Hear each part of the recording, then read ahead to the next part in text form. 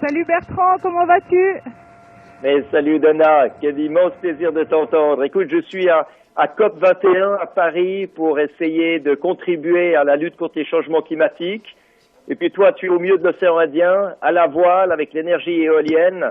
La rencontre est magnifique. Et puis au moins, contrairement à Solar Impulse, tu n'as pas un masque à oxygène sur la figure, donc je t'entends très très bien.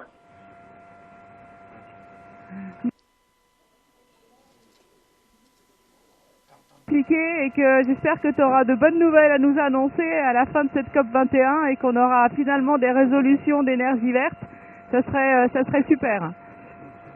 Mais écoute, ici, c'est vrai qu'il y a un très grand enthousiasme au niveau du monde politique, au niveau du monde industriel, au niveau de tous ceux qui devraient changer quelque chose à la société, mais ce qu'il faut aussi, c'est que les négociateurs ne restent pas bloqués sur leur position. Il faut que les négociateurs acceptent de faire un certain nombre de concessions aussi et de ne pas vouloir tout tirer à eux.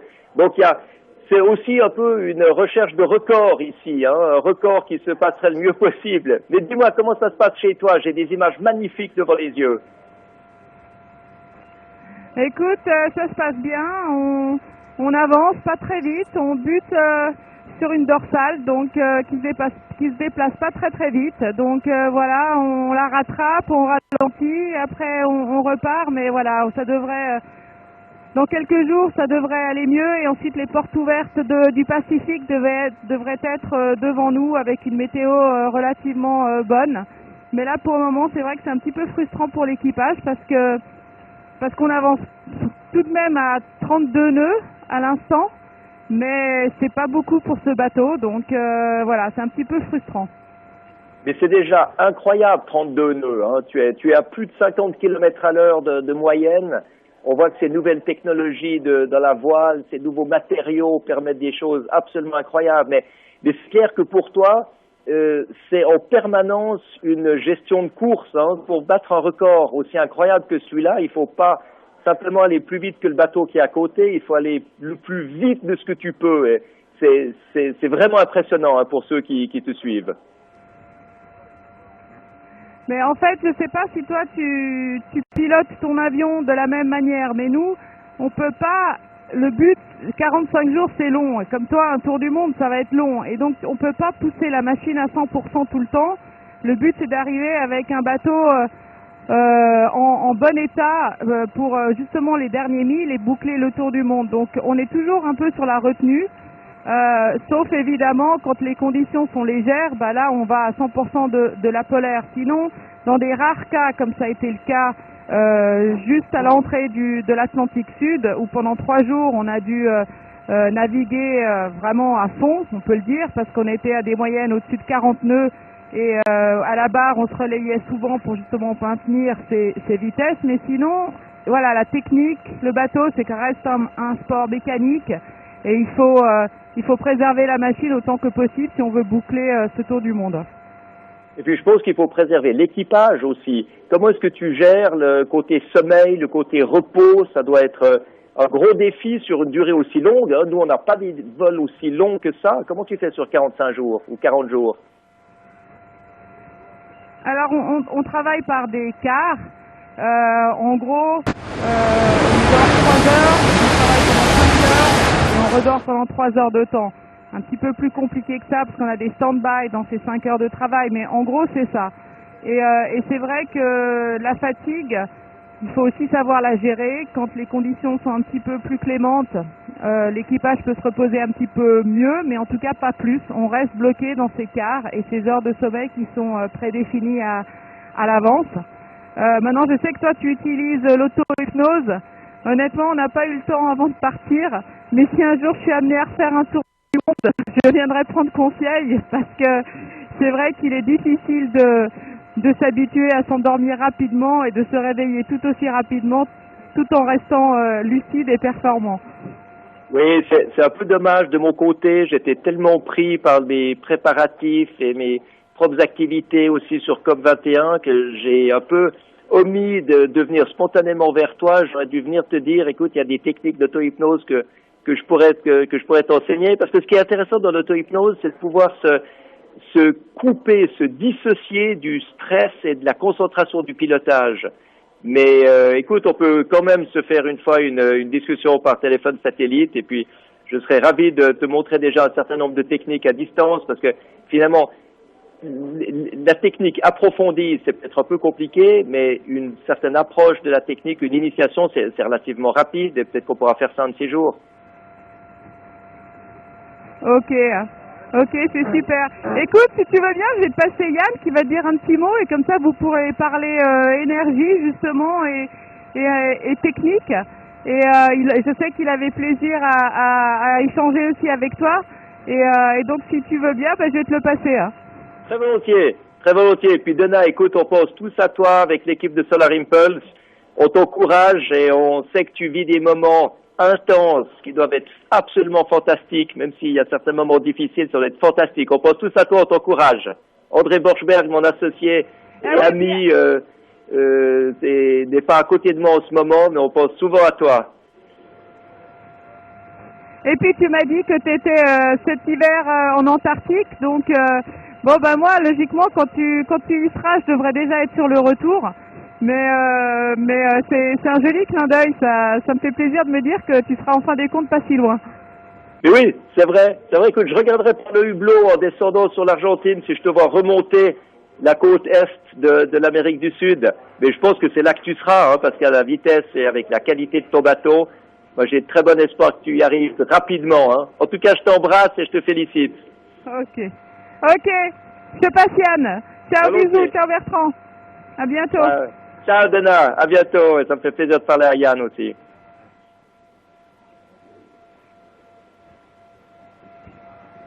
Allô, allô. Allô Yann? Ouais, salut Bertrand. Et salut, comment vas-tu? Ça fait plaisir de t'entendre, écoute. Raconte-moi un petit peu tes impressions et tes émotions.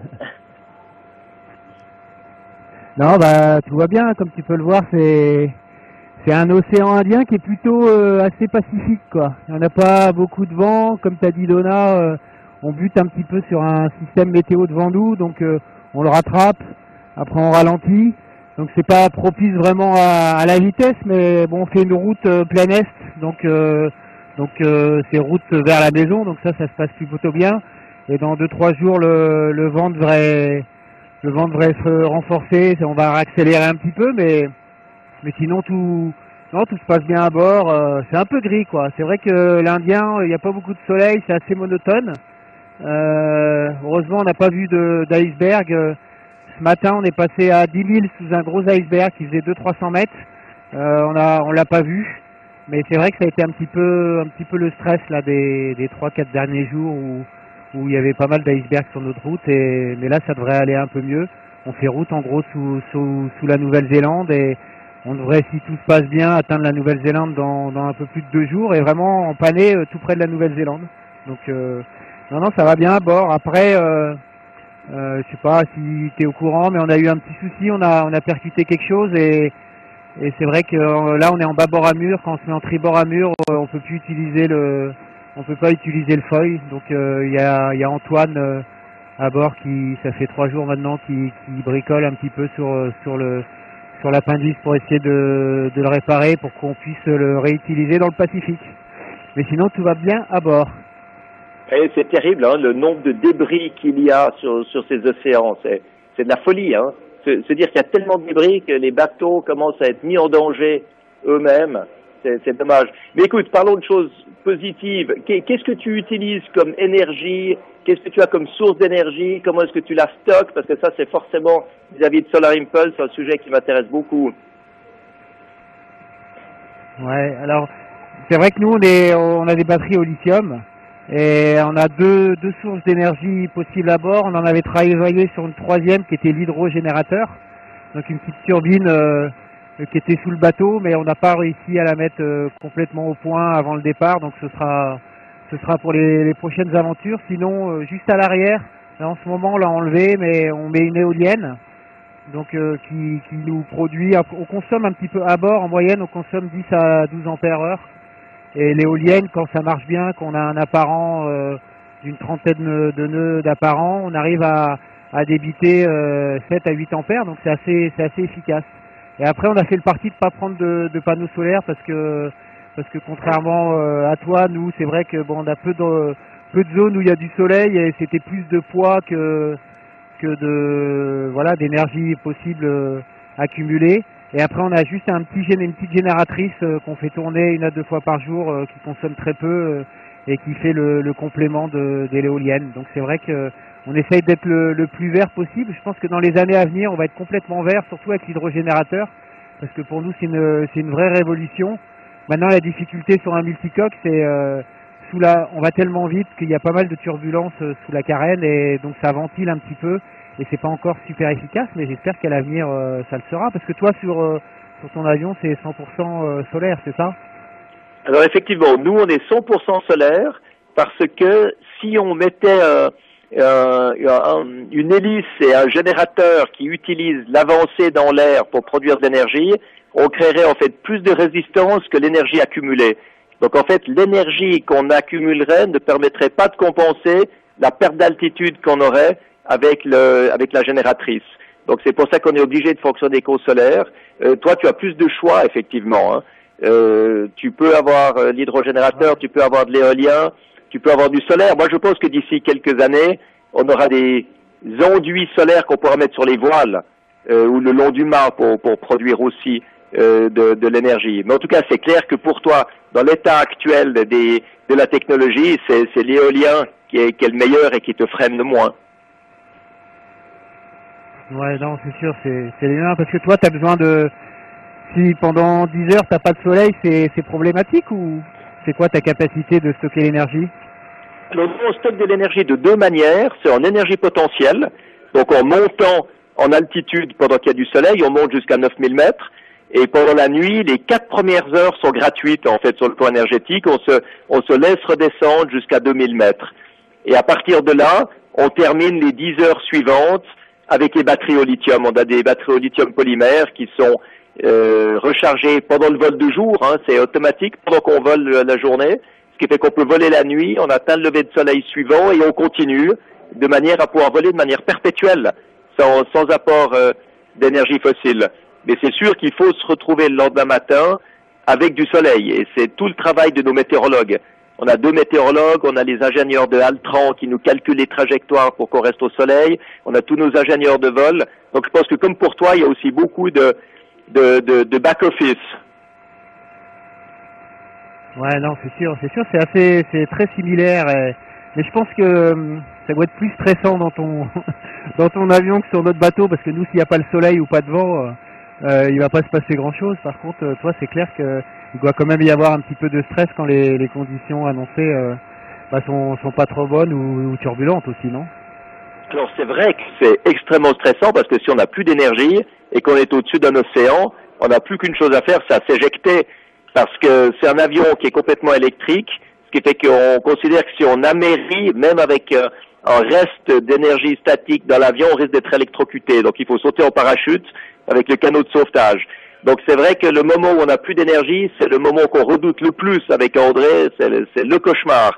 Mais jusqu'à maintenant, quand André a traversé du Japon à Hawaï, c'était 5 jours et 5 nuits de vol, il restait tous les matins entre 10 et 15%, 10 et 12% d'énergie en moyenne. Donc ça permettait vraiment d'atteindre le lever de soleil suivant et de continuer. Ouais, c'était juste limite, quoi. Et la prochaine aventure après le Pacifique, c'est quoi alors? Alors, à partir d'avril prochain, on se remet en route pour le vol de Hawaï jusqu'à la côte ouest américaine, et puis ensuite traverser des États-Unis, ensuite l'Atlantique. Alors, je rêve évidemment de piloter Solar Impulse de New York au Bourget, ce serait absolument fantastique. Et puis ensuite le retour sur Abu Dhabi. Ouais, génial. Ouais, en tout cas, c'est vraiment un magnifique projet, et tu sais qu'à bord là, tous les marins, ils sont sensibles à ça, et c'est assez fantastique de pouvoir échanger avec toi. Écoute, ça me fait extrêmement plaisir, et je sais tout ce qu'il y a comme travail d'équipe dans un projet comme ça, donc va faire une grosse accolade amicale à chacun des membres de ton équipe, de ma part, de celle de l'équipe de Solar Impulse, d'André Borschberg. parce que c'est vraiment un travail fantastique. Et les images qu'on voit, pendant que je suis en train de te parler, il y a des images sur votre site internet qui sont extraordinaires, extraordinaires. Ben là, on te voit lever le bras. Non, c'est Donna, là. On voit de loin qui lève le bras, mais c'est des images qui sont Donna, prises Donna, de l'extérieur. Hein. Et on voit le bateau sur un foil qui avance. C'est juste magnifique, c'est splendide. Et puis la qualité du son, alors quand on se parle, est excellente. Hein. Comme je disais à Donna tout à l'heure, il n'y a pas de masque à oxygène comme dans Solar Impulse qui altère la qualité de la voix. Là, c'est vraiment parfait, c'est formidable.